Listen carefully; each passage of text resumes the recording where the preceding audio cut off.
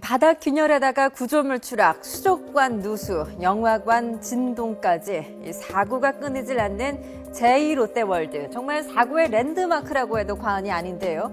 어제 또 인명사고가 있었습니다. 공사장에서 일하던 김모 씨가 제2롯데월드 쇼핑몰동에서 숨진 채 발견이 됐는데요. 작업 도중 추락사한 것으로 추정이 되고 있습니다. 그런데 이 안타까운 사고에서 좀 이상한 부분들이 있습니다. 하나씩 짚어보도록 하겠습니다.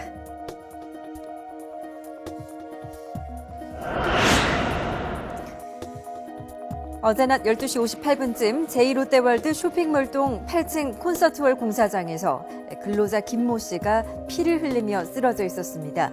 김 씨를 제외한 근로자들은 점심 식사를 하고 있을 시각, 그런데 순찰 중이던 화재 감시원 A 씨가 쓰러져 있는 김 씨를 발견합니다. 빨리 병원으로 옮겨야 할 위급한 상황이었을 텐데요. 하지만 어찌 된 일인지 A씨는 119에 전화를 하지 않고 롯데 자체 안전점검단에게 먼저 이 상황을 알렸고, 보고를 받은 롯데 측은 지정병원인 서울병원에 전화해 응급차를 불렀습니다.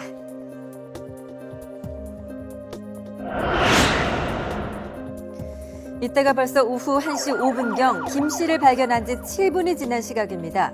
응급차는 연락한 지 15분 뒤인 오후 1시 20분쯤 도착을 했는데요. 결국 김 씨를 발견하고 응급차가 도착하기까지 22분이나 걸린 겁니다. 1시가 급한 상황에서 롯데는 왜 이런 대처를 한 것일까요?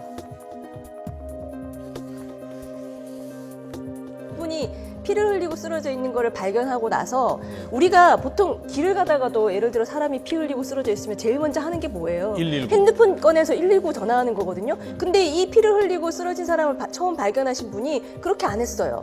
안 하고 7분 정도 있다가 그것도 119가 아니라 롯데월드의 지정병원인 서울 아상병원으로 전화를 했어요. 서울병원. 서울병원 전화를 했어요. 그럼 이 7분 동안 왜 누구나 다 핸드폰을 들고 바로 119로 전화할 거로 생각하는데 이분은 7분 동안 뭘 했냐? 그럼 119에 전화를 하지 않고 다른 병원에 전화를 한 이유가 그 7분 사이에 윗선의 누군가에게 이런 일이 지금 사고가 있습니다. 사람이 이런 걸 보고를 하고.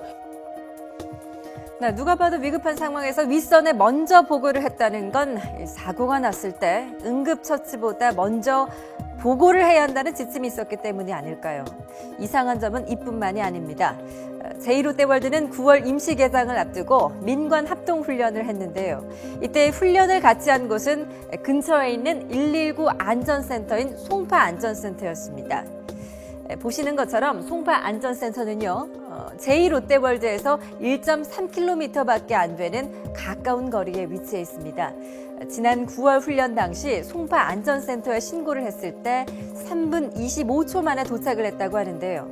그런데 이번에는 이상하게도 2.66km 떨어진 서울병원에 신고를 했습니다. 도로가 혼잡할 시간에 왜 멀리 있는 병원에 신고를 한 것일까요? 저희 그 매뉴얼상에는 재해가 발생했을 경우에 지정병원 그리고 119 경찰 노동부에 신고를 하게 되어 있습니다. 근데 어제 같은 경우에는 그 안전관리자가 현장에서 그 재해자 상태를 보고 의식이 있는 상태에서 신속하게 그 치료할 목적으로 그 지정병원에 연락을 하게 됐고요. 연락을 해서 응급차가 오는 동안에 응급처치 등 그런 일로 인해서 경황이 없어가지고 미처 119에 신고를 못했습니다. 앞으로 이런 일이 없도록 철저히 교육을 시키겠습니다. 자, 경황이 없었다는 게 바로 롯데 측의 해명입니다. 롯데의 신속하지 못한 대처, 결국 안타까운 인명사고로 이어졌습니다. 김 씨는 지정병원으로 이송될 당시 살아있었지만 서울병원에 도착했을 때는 이미 손쓰기 힘든 상태였다고 합니다.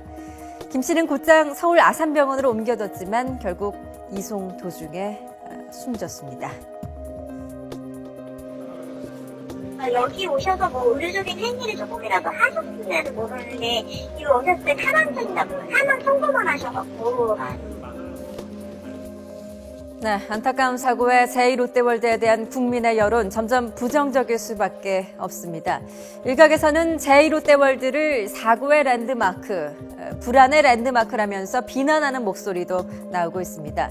롯데 측에서는 오늘 기자회견을 열고 이 잘못을 모두 시인하기는 했지만 시민들의 불안감은 쉽게 해소되지 않을 것 같습니다.